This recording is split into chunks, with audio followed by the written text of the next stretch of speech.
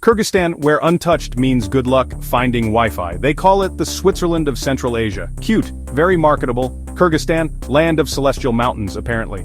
Untouched beauty, they whisper. And sure, from a distance, through a carefully filtered Instagram lens, it probably looks just like that. A pristine wilderness, a throwback to a simpler time. But let's be clear.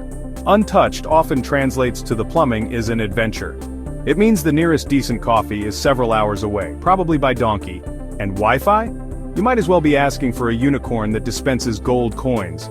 It's a land where your phone becomes a very expensive, very useless brick. This isn't a complaint, mind you, merely an observation for the unprepared traveler. Kyrgyzstan's remote villages are a testament to a different kind of living, a life lived without the constant hum of the digital age, a life where the loudest noise might be the wind, or a goat, or your own stomach rumbling after a questionable meal. It's raw, it's real, and it's probably not for everyone who thinks rustic means a boutique hotel with reclaimed wood. The allure, if you can call it that, is precisely this disconnect, this forced unplugging from the matrix. If you're after something else, something that will stick in your teeth and your memory, then maybe, just maybe, Kyrgyzstan's remote corners have a thing or two to show you. Mountains. Kyrgyzstan has them, lots of them. Everywhere you look, another peak, another jagged silhouette against the impossibly blue sky. It's impressive, undeniably. The scale is biblical. You feel small, insignificant, which can be a refreshing change from feeling small and insignificant in a crowded city. Here at least, the backdrop is spectacular. The air is thin, and so, occasionally, is the patience when you realize that every single view, while stunning, starts to look remarkably similar after the third day of relentless, awe-inspiring geology. They say the mountains are good for the soul. Perhaps they are. They certainly provide ample opportunity for contemplation, or just staring blankly while wondering if that eagle is eyeing your lunch. The Tien Shan range, the celestial mountains they call them. And yes, they do seem to scrape the heavens. But celestial also means they're bloody hard to get around. Ah, the yurt, iconic symbol of nomadic life. A round felt tent, ingeniously designed to be portable, warm in winter, cool in summer, or so the brochure says. Stepping into one for the first time is an experience. It's surprisingly spacious, often beautifully decorated with colorful textiles, sherdaks and tush keys, hand-stitched by generations. There's a central hearth, a hole in the roof for smoke to escape, and a distinct aroma of wood smoke, lanolin and something vaguely dairy-related. It's cozy, in a shared space with an entire family and possibly a few small animals kind of way. Hospitality in Kyrgyzstan is legendary, and by legendary I mean it's intense. You will be welcomed, you will be fed, oh will you be fed. Refusing food is not really an option, it's an insult. So you smile, you nod, you eat the sheep's head, the boiled mutton, the endless stream of bread and jam, you drink the tea, bowl after bowl, and then just when you think you might explode, more food appears. It's a marathon of politeness and digestion. Don't expect five-star service, but do expect genuine warmth, curiosity, and an unyielding desire to make you feel at home, even if home is a patch of carpet on the floor. Sleeping arrangements are communal. Life in a remote Kyrgyz village. It's a masterclass in doing without. Forget your artisanal sourdough starter or your organic kale smoothies. Here the daily rhythm is dictated by more fundamental concerns. Like, is there water in the well? Have the cows come home? Who's gonna chop the wood for the fire? It's a simplicity that can be, from an outsider's perspective, almost comically basic. Your biggest decision of the day might be whether to wear the slightly less muddy pair of boots. The stakes are refreshingly low unless a wolf is eyeing your prize ram. Entertainment? Well, that's a creative endeavor. There's no multiplex cinema, no trendy wine bar, no artisanal cheese shop, though there's plenty of cheese of a certain, shall we say, robust character. Entertainment is watching the children play with a deflated football, or listening to the old men tell stories you don't understand but nod along to anyway. It's the village gossip, which travels faster than any fiber optic cable. It's the occasional wedding or festival which involves a lot of food, a lot of dancing, and probably some very serious horse games. The charm, if you're wired that way, lies in this very lack of sophistication. There's an honesty to it.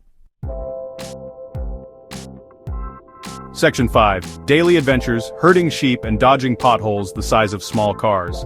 Your average Tuesday in a Kyrgyz mountain village isn't about battling rush hour traffic or enduring soul-crushing meetings. Oh no, it's far more elemental. The daily adventure might begin with the sun, or more accurately, with the rooster who clearly has a vendetta against sleep. Then it's on to tasks that have remained unchanged for centuries. Fetching water, perhaps from a communal tap or a stream that looks suspiciously like it's been visited by every passing goat. It's character building, they say, or maybe just a good way to develop impressive biceps and a healthy skepticism about water purity. Then there's the livestock. Sheep, goats, cows, horses. They are not just scenery, they are the local economy, the mobile bank accounts, the source of dinner. Herding them across vast, unfenced pastures is a skill. Section 6, Kimis and Kurut, a culinary journey you might regret or worship. Let's talk about food. Because let's be honest, that's half the reason we travel, isn't it? To boldly go where our taste buds have never gone before. In Kyrgyzstan, this journey can be memorable. Take kimis, for instance, fermented mare's milk. It's a national drink, a source of pride, and a beverage that will definitely get your attention. It's fizzy, it's sour, it has a certain barnyard tang that lingers. Some say it's an acquired taste, others say it's a taste you try very hard to unacquire. But you have to try it, it's practically law. Then there's kurut, little balls of dried salted curd. Think of them as the original protein bar, designed for shepherds on the go. They are hard, very hard, like could probably break a tooth hard. They are also intensely salty and sour, an ideal snack if you're, say, lost in the mountains for a week with nothing else to eat. Section 7. The exquisite torture of no signal bars and other modern tragedies. In our hyper-connected world, the absence of a signal bar can feel like a minor bereavement. In the remote villages of Kyrgyzstan, it's just Tuesday. Prepare for the exquisite torture of digital detox, whether you signed up for it or not. Your phone, that sleek extension of your brain, becomes a mere camera, a glorified paperweight. The constant itch to check emails, scroll through social media, or Google the name of that obscure bird you just saw. It slowly, painfully fades. Replaced perhaps by the novel sensation of looking at things, real things, with your actual eyes. This enforced unplugging can be deeply unsettling at first. What if something important is happening back home? What if your cat misses you? What if your carefully curated online persona starts to wither from neglect? These are the profound anxieties of modern life, laid bare in the stark silence of a valley where the only tweets come from actual birds. It's a chance to confront your own addiction, your reliance on the constant hum of the internet. And it's not always a pretty sight. The withdrawal symptoms are real phantom vibrations, an inexplicable urge to refresh a blank screen. But then, something shifts. After a few days of involuntary Luddism, a strange calm can descend. Section 8. Beauty, or just a really good backdrop for your existential crisis. There's no denying it. Kyrgyzstan is beautiful. Stupidly, outrageously beautiful. The kind of beauty that makes you want to write bad poetry or take up landscape painting. Towering snow-capped peaks, turquoise alpine lakes, vast swaths of emerald green jaylus, summer pastures, dotted with yurts like scattered mushrooms. It's a photographer's dream, a cinematographer's fantasy. Every vista seems art-directed by a deity with a penchant for the dramatic. You could point your camera in any direction and get a postcard-worthy shot, but beauty, like a strong cheese, can be overwhelming. After a while you can become almost desensitized to the relentless majesty. Oh, another breathtakingly beautiful valley? Yawn. It's a terrible thing to admit, but human nature is perverse. We adapt, we normalize. And sometimes all that grandeur just serves as a particularly epic backdrop for your own internal monologue.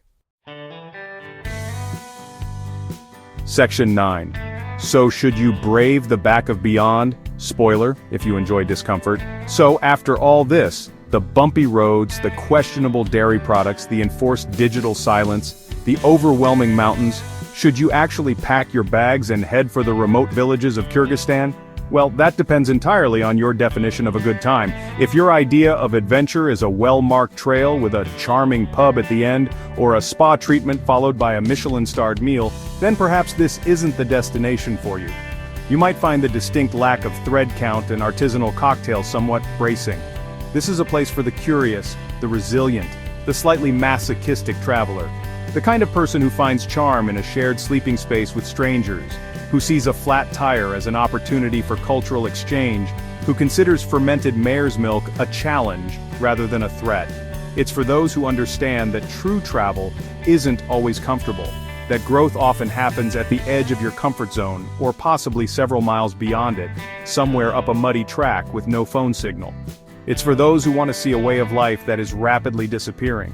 What you'll find, if you're willing to look past the initial culture shock and the occasional gastronomic gamble, is something genuinely precious. A warmth and hospitality that is becoming increasingly rare in our cynical world. A connection to traditions that stretch back centuries.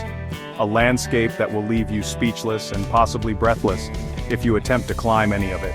You'll find people who have very little in material terms, but possess a richness of spirit that is humbling. You might even find a different version of yourself, one that's a little tougher, a little more patient, a little less reliant on Wi-Fi, so yes, brave the back of beyond.